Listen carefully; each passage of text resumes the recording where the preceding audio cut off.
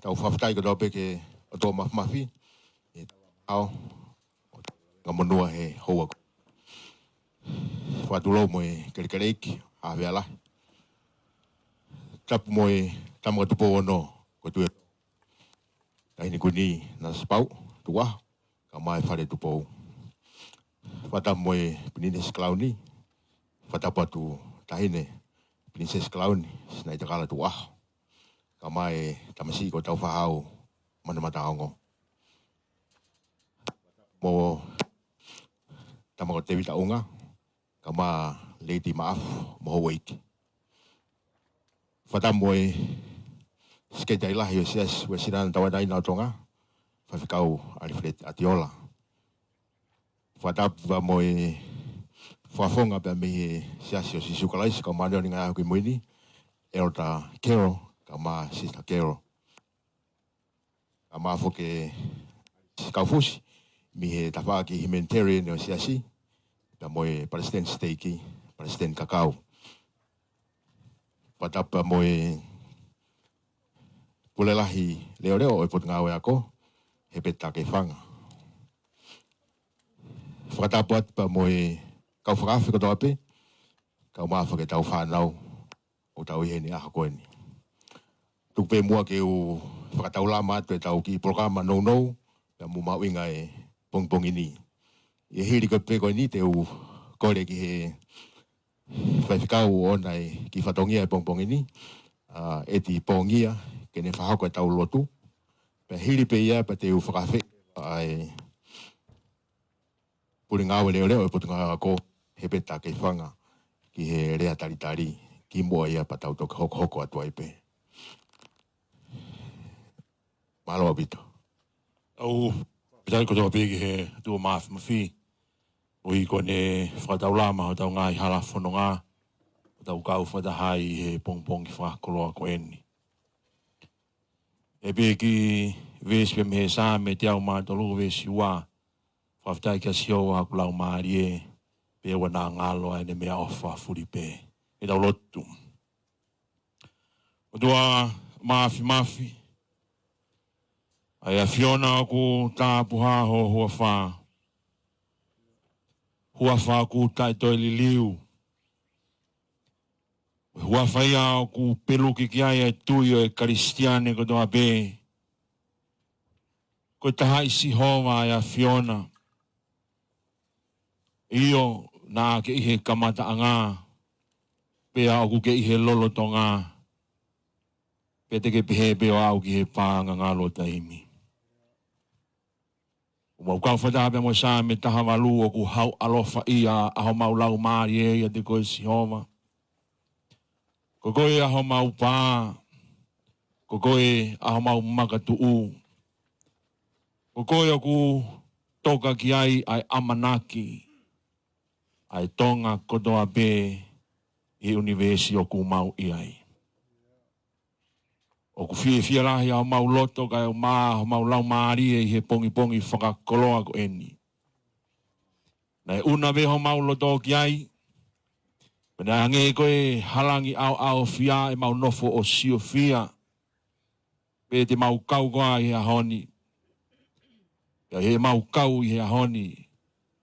Mau kau whataha be moe tau a alo e tangata whatsa me. Whakawhita i kia sihova ngahai pure anga kotoa. E whai ahano ngahai whakamalo ano ngahai whahinga. He koe ofa ai a Fiona. O ku fuu kau aia. Pea o ku whakawhita i ai ho maulau maari e kia ni koe. I he pongi whakakoloa ko eni. O ku me ite ai loto kotoa o i apiko ngatai puku i he pongi ini. Pea o ku fia ai kere o ap mataka i he pongi whakakoloa ko eni. Koe o hipe koe ha ere mai e si tahine Princess Kalauni pe kai ia koia be pe ku heni pe moe whare alo ko ki ngā ue o e pongi ni. O ku me ite pe ho maulo do, i mau dolo o tua. Nai hoko pe ai apini i he ane a whi, nai hange pe ha mātanga. Nai hoko pe ai apini i he ane a whi, ko e mau anga mo uia o e tonga ko toa pe. Pe koe kere nai talanoa, nai iai pe ahono talanoa.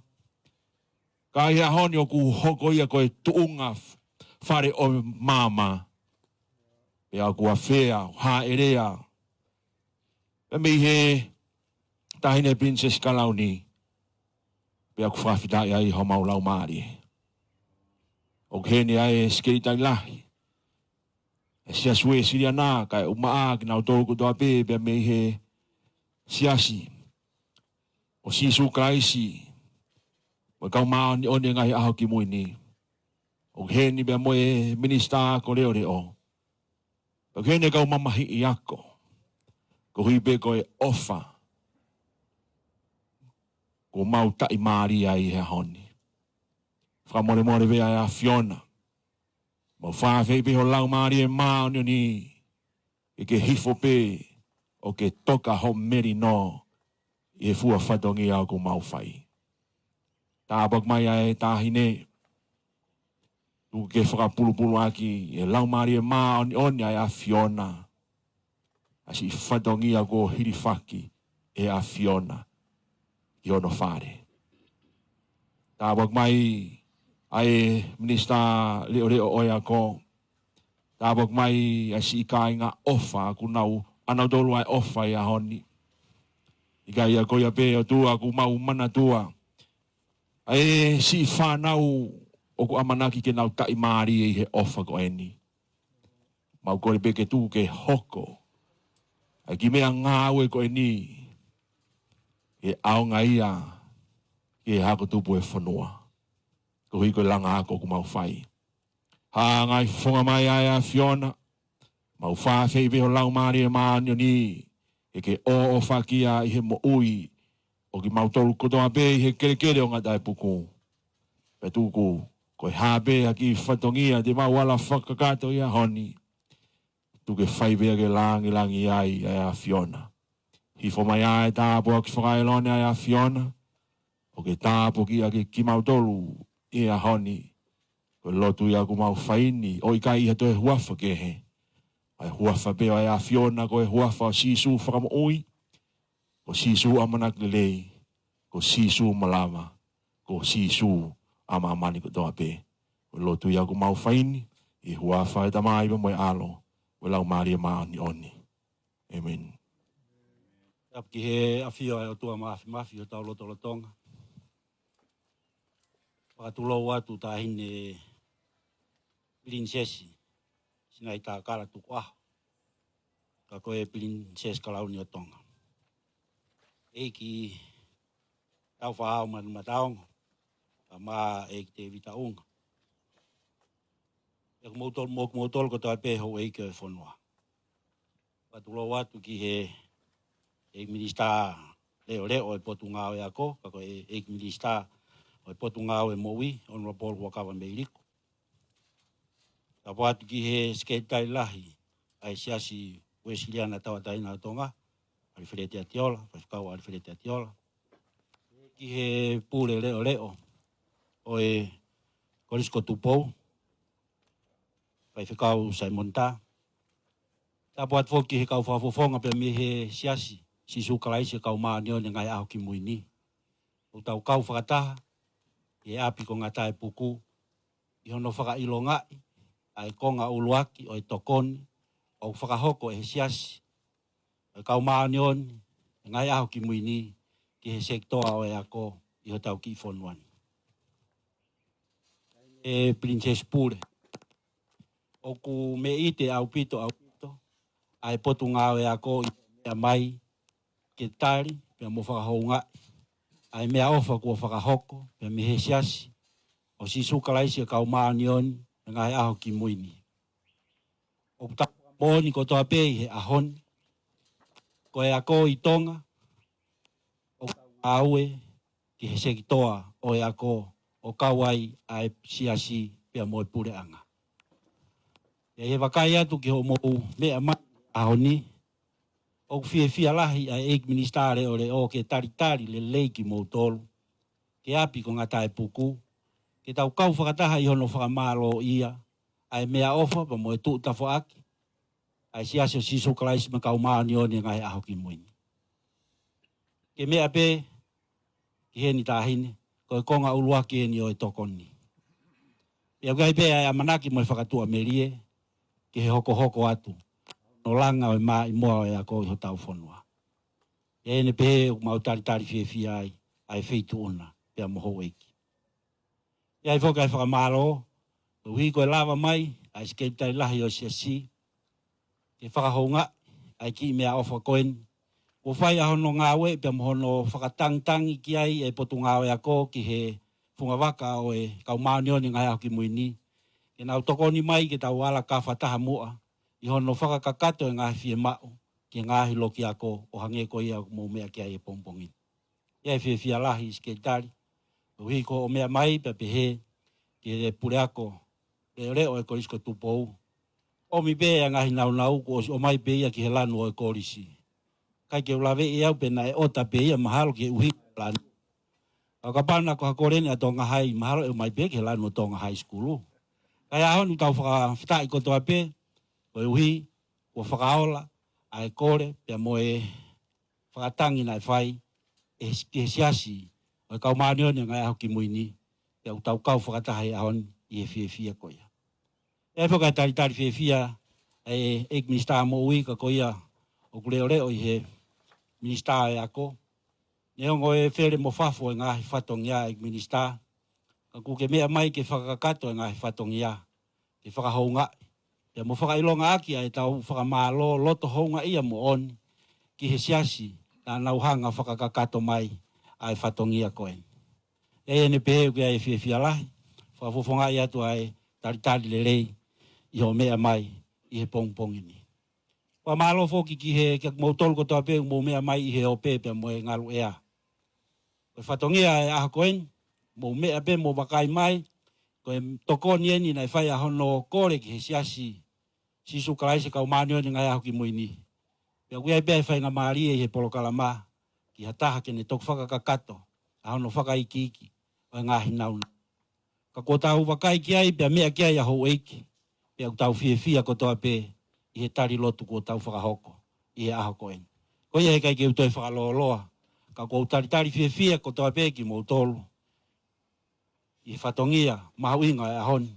Whatawangi ke hoko e nau koe ni. O halanga whonua ia o tuuloa i ho tau whonua. I hono langa e maa imoa e ako ke tupua. Ke tau lawa. O fuesia e ngāhi haa whakae na tula. O tau whanonga ia. I hala whanonga o tau iai. E verewa e whakahoa. Kore ke u whatapuatu ki he Princess Kalauni. Statakala tukua. O kore ke u hufanga te ngai whakatapu toa peko osi whakahoko atu mei muani. Tā moe motuatuani. Ke u whakahoko atu haki i brief no whekao ki pia mai o mea awha. U whawaki he ahoni. Ko e ngai sea. Ia mangai te pire konu o mai koe ni. Tau amata kia o ta ni pongpongi ni. O ku iai ai sea iki, mo te pire iki. E whaangeau e whaaki ia ki ngai primary school. Ia ku tuku pe ia i he potmai a ko. O ki ai sea e ono ngeau. Ia mo te pire ono ngeau. O ku whaaki e korisko TUPOU. Pea e toko mai. Ai sea e whaangeau o whakalava aki. Ke ta hawhe. Muiangi teke ke tau mai. Ai ngai konteina ko ia. O ui e princess. O e motuani nei kei ke whaafanga maari ke ako e hao marunga ni ana. Ia ko se kei tai lahi ai siasi wesiriana tawatainga tonga. Ko kupure ako ia he ngai taimla taula. A wheta tiola. O e daimina aku mamatai ki he whanau ako. Korisko TUPOU na aku. Mau haunga ma whana moni. O ngai e ngei deau. E whafonga e siasi. E whawaki. E mea whakoni. Musio ki he lanbulu e. O na ngā ota mai e mena lanbulu. O Toto ke u whafonga e te siasi e whamalo. Ia mo e ki hene au tatu ione. Ka ko hene ki whafonga e tō tāko ni. Ia o ku princesi u hoko atu. O viritaki e ke umi ke ngahi nau peheni. Pea siasi. Pea whahama e tō tāko tu e tatu neke te au. E pasinga kau alo whakaha ki he nau tō princesi mo ki nau tōko nau mea e ni. E hoko te siasi no toko ni. Ai i kahau. Ai kai ke utoe whaloloa ko maa whala ke tingo tolu. O whatu ke whanau ako. Kosko TUPOU. O whatu whereta diola. Maha ke manatu iau pe kai ka kou. O siopeu ke mari o ke manatu i rei pe au. O whamalo, ate whamalo ki he nihi me he pot ngau e ako. O no whakahoko hapolo kalama pe he whafofa. Kui ke lava ke whahoko no o atu mo whaki. Ai mo mea mai he tahini princesi ke whaki atea. Koe ki rea peko whakahoko mo he toa whai ke atu. Maro. Whamalola hiki he President Kakau. E rea mawhana ka mai whamaala ko ia whakaupa mai ofa. O tau lawa e pongpongini. Pea tāni ni ke lanu pehe te pire ma o wale lahi no whakaawa ke. Mau sia tu tonu pe lanu pea mo uhinga ahoni. Mati pe ke me tau whakpare taha pongpongi na oso mu pare he ni kai ngalo pare a pongpongi. Keke te whaloloa te u whatuloa pe tahine. Kai tumua ke watu ha kore whi matamua mai whi tona. Ke whakahokoangi mua no whaki. O e mea ofa koe ni. Ki he puriako pa koe whakafonga pea me KOLISI ko TUPOU.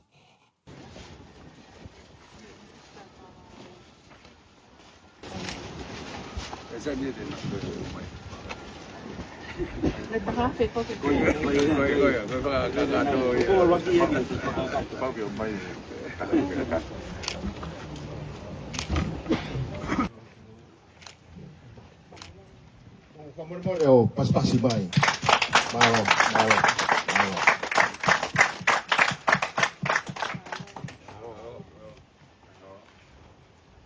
Malo pita, pamalo atu. Pamalo tu tahine. Kamai tamasi ko tau whahau mata ongo. Kamai ki minista mutondo lape. I he whenga mariko ni te u kore mua ki he whafonga me ko TUPOU. Ke ne whafonga i mai ha rea taitari.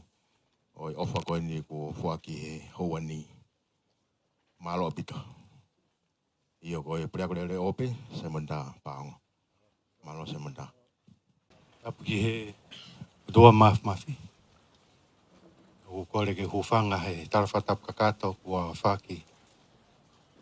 E tau MC o proklama mawinga hoa tāni. Swan se lui. Ai whafofonga atu. Ai KOLISI ko TUPOU. Atai kure ako.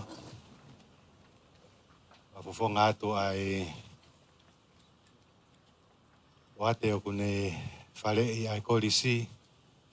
Kau ngā we. Ai kuwhi au kau aki kotoa pe o KOLISI ko TUPOU. Au sia ka mwe whanau. Ka tau te whito, ka tau whahau, man mataongo. Ka mwe toi ngai whanau, KOLISI ko TUPOU. O mautaritari, loto hanga maarie, loto hounga ia moni. Ai ofa, ka mwe koloa koen. Ulawe i behe motuani, koe ngā ue ki hono whakawhi i mai, ai koloa koe ni, koe ia ko mou whanongo kia, koe mai moa ia, ka koe koloa ia, ua whakawhi mai, i tahine princesi, sinai kakala tuku aho, kai o maa, a leiti sela, ka moe ki komiti, na nau whengau e aki, ka moe tangata iki pure ako mālolo e KOLISI ko TUPOU, al whilete atiola. Ka koe koloa ko ia, ne nau whetaki ni mai, o makatuungai, ai tau whelongo aki i hahoni. Foto atu, e motuani kai o mai tangata iki tiutalahi.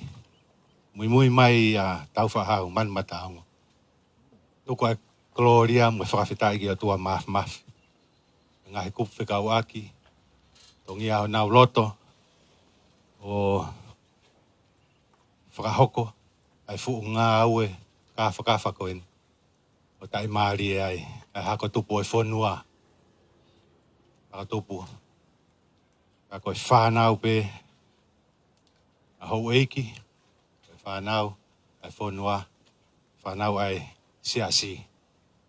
Ka koe whiwhia, o tokolahi au pito pepa mo whanau, o tau siasi, si sukalaisi, mo kau maanon ki mui ni, oku tauhi pe, e he KOLISI ko TUPOU. Koe ngawha whatongia pe o tau whitak ni mai. Koe iau pehe, ai whakafofonga atu, tangata ik pure ako, whakafofonga atu, tangata ik sekretai lahi, ka mo siasi, whakafofonga atu,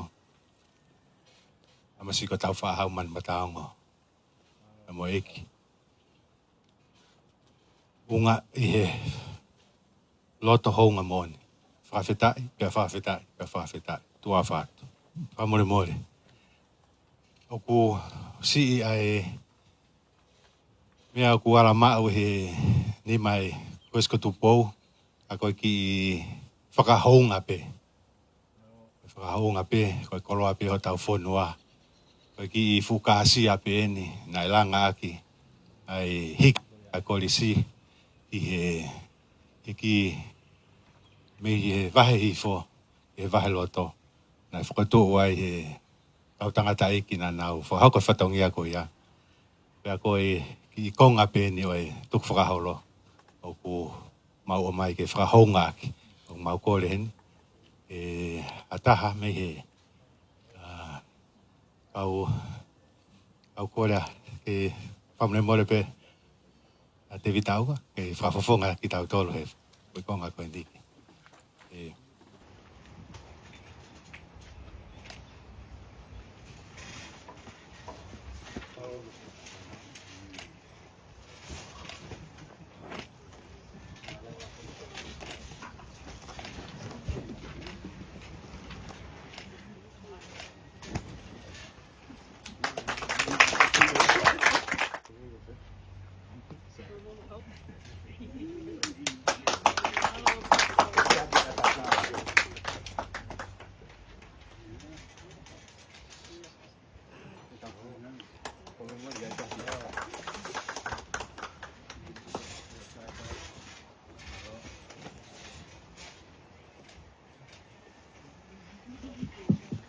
Amo do mafi.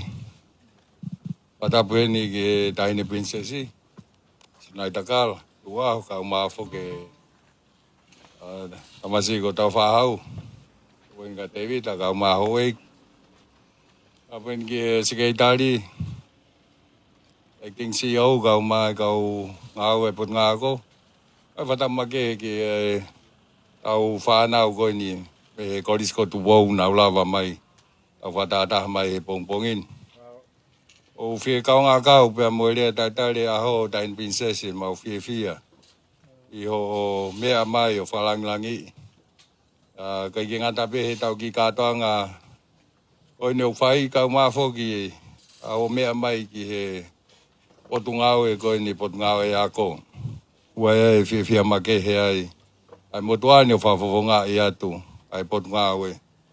Fia mau pe fōki ke ia whiloa ki pa moe tangata iki sekretari o konferenisi.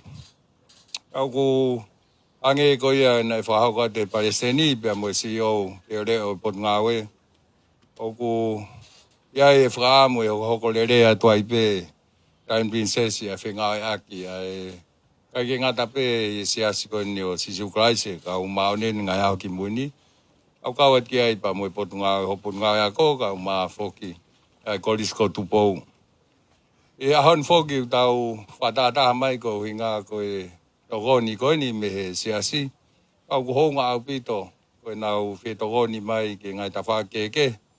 Au ko kau kai whoka mea ko hasola ni ke Potngawe. E nau whi togoni mai ngai ta whakeke ko ngā pe ko e vai whakaiwi e Potngawe. Ko hinga ke togonia. E tau whanau i hono ako i mo teu i koe ki nau tolu. Kau e ahau ni a whawhia make he ko ngā ko mea mai tahin. Ka neo hange ko e lau ko e ono ngeau kai toi mai whangeau. Pe ko e nai mea ke e Palestini. Ana ma ki tānoa wawe pehe mo e acting CEO. Toki hao e mista ia mo e CEO a mui. Ka ma whake atua maua mo e whange. Mo whangeau koe a potunga ko ke kakatua mo toi he rai hao toi mea atu paki toi mea mai ke takai hoko kai lava toi rewa ia. Ka mau toki wakai mau toluia he takai hoko. E paisen tau wahau ka tupe ke he lia fitnoa. Tupe ke maki whai tutun rai rewa hen. Ke atu e mai si he rai mai tamau tau whahau. O hinga pe koe mahu inga koe ni hono toanga i mo teu i tau whanau. E me atua e pule ako ia mo whanau ka mo e toenga koe nei. Kuku ka mau toki wakai mau toluia. Oi whamalo pe e tahaine. Mau whawhita koe ngā ke whalanglangi ki mau tolu. Mau lawa mai. E Palestini tau whahau ko atu ke elia fitu noa. Mo se asi e honga ia mau pe Potngawe. Yo mo fito ko ni mai tau te fito ke ta whaaki ko ni. O ia ko, te lawe i pe whongu e ta whaako ni pot ngai mo ui. I whengau e aki whakataha ko ni ko hinga ko le rei whakaluku fua ko ni ko tau whonua. Ko tai tai pe mo whakamalo atu tahin princess, kau ma tamasiko tau whahau, mo David, o e whanau, malo mo ulawa mai ki e pot ngau e ako. Pau whawhitai, pau whatawange pe a sike tai lahi, o hoko tai pe tau whengau e ki, ai tawha keke, ko hinga pe ko i kaha o whonua. Lewa maranga o tātau. Whamalatu e minista. O mawongo i peku kakato lele proklama i o mea mai. Kuhi koe mea atu pa moe e minista ko ia i whatongi eta whamalo atu. Ka e tuku mua ke u kore peki he pawhikau e aho ke ne lawa i mua o whaose tau proklama ka tau lotu. Pea mo tāpua ki pe u kei ki i ua vai pe he nei teu he ka u whiwhine ke ilo hau eiki. Ka mai toenga e whakataangani. Torotu. E kere o ku te tau pe moe ha e fia ho maulo tō. E ku o tau ho maulangi e honi. Mea mai e tahine Princess Kalauni. Kama e tamsi ko tau whahau man matango. Kama e te wita unga. Ia o kai ke malama ke mapuke a e mau fia. Ko ngahi whenga maari e o ku haha molo fia. E taimi o ku mau maua e whenga maari e. O ku fia. Ka koha fia ho mau loto. Kai o maa ho mau lau maari e. Ko ina e mea ofa ku o whai ahono whakaola. Ia mau whanono ki hono ngahi tala. Ka tā koe aho benia nei teu i hea Fiona. Whita whiake mā whana o e whiohi. He koe langa whonua aku whai. O mātuunga ia i he ako. O hene ministeri o e ako. O hene bea mweskeri tai lahi. Sia sue siri ana. O hene bea mwe kautaki maa lunga ka maa Palestinian stake. Nuku alofa. O hene. Ai kau whai ako, o ke ni me whāna wako. Mau whakamooni whakataha. I e mea au whakua whuaki. Pea ku whawhitai ha mau lau maari e, he mau whainga maari e a Fiona. Mau whuaki atua e langi ko toa pe, pea mo e koloria o e aho, ke a Fiona, ke whai a bea me o lunga, asi ono whakakoloa ki mau tolu. Koe mea toko ni ko whai ahono teu. Mau koe pe lau maari a Fiona ke tāpo ki i. Mau e ilo pe mea ia e whakalangi o e aho. Ka maa e tamasi i ko tau whahau mata o te wita unga. Mau koe pe ke o me pe haivi pe moha keresi. Ki lawa whakakata ki o mau ngahi ngawha whatongia ko toa pe. E tuki hoko mai tāpo ak whairone a Fiona. O ke tāpua ki a ki mautolu i e pongpongini. Pea ke tāpua ki mai ki mautolu e sihova moene tau i. Ke whakaulo mai e sihova hono fofonga ki a te ki mautolu moene alo wha. Ke hangai fofonga mai a sihova ke te ki mautolu moene atu a ne merino. I e tāpua ke o tua koe tamai, o tua koe alo, o tua koe laumari e maa oni. E maua a ho o wha. I whakalangi ka maa tamasi ko tau whahau man matango. Ka maa te vita unga be mohau eiki. Pea lawi ai ki mau tolu ko toa pe o ku mau kau whataha. E ki i o wau ko eni. Pea o pena hiki. Ka e whai pe o tai ngata. Ameni.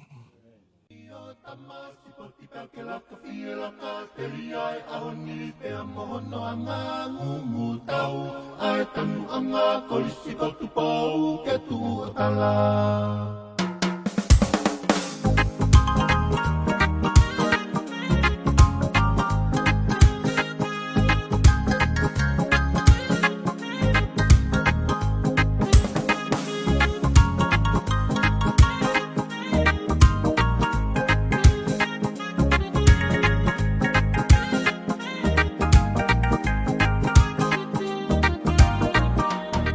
Koe a